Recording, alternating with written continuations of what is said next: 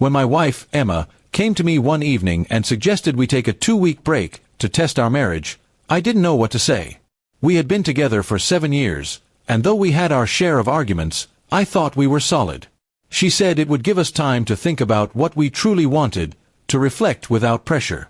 Her voice was calm, but her eyes seemed distant, like her mind was already elsewhere. I didn't like the idea, but I agreed because I thought maybe she needed space and this could help us. The first night without her felt strange. The house was quiet, too quiet. I kept expecting her to walk in, laugh about something silly, or complain about work. Instead, I ate dinner alone and stared at the empty chair across the table. I told myself this was temporary, just a short break, and that she'd come back ready to work things out. On the second day, I tried to keep myself busy. I went for a run, cleaned the garage, even caught up with an old friend for coffee. But in the back of my mind, I kept wondering what Emma was doing. I imagined her visiting her parents, reading a book, or maybe just taking long walks to clear her head. I trusted her, or at least I wanted to believe I did. By the third day, my phone buzzed with a message from my cousin, Mark. It was a screenshot from social media. There was Emma, smiling in a photo, sitting close to a man I'd never seen before. His arm was around her, and they looked like a couple on a date. The caption was something harmless on the surface, "Enjoying the evening." But the body language told a different story. My stomach dropped, and a wave of heat rushed through me. I didn't want to jump to conclusions, but my hands were shaking as I stared at the picture. I zoomed in, searching for some innocent explanation, but there wasn't one.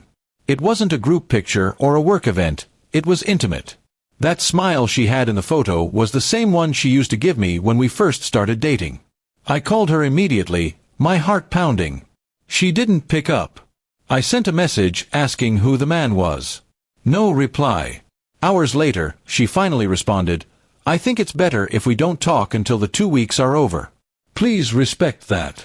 That sentence hit me harder than the photo itself. It was cold, detached, and nothing like the woman I thought I knew. That night, I couldn't sleep. I kept replaying our last conversation, wondering if she had planned this all along. Was the break just an excuse to see someone else without feeling guilty? My mind was filled with questions I couldn't answer, and my chest felt heavy with betrayal.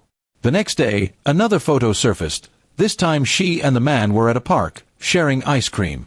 She looked happy, free, as if our marriage didn't even exist. Friends started texting me awkwardly, some asking if we were separated, others saying they were sorry for what I was going through. Each message was another stab in the heart.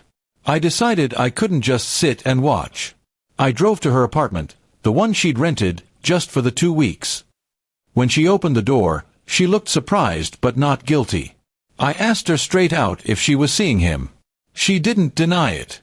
Instead, she said, "I didn't think you'd find out so soon." That single sentence shattered any remaining hope I had. She tried to justify it by saying she needed to explore her feelings, and that our marriage had been over for a while. I reminded her that I was still in that marriage, still fighting for it, but she just looked away. The woman standing in front of me wasn't the one I married. She was someone else entirely. I left without another word. The drive home was a blur.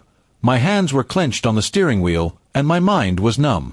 I thought about the years we spent together, the vacations, the nights we stayed up talking, the promises we made.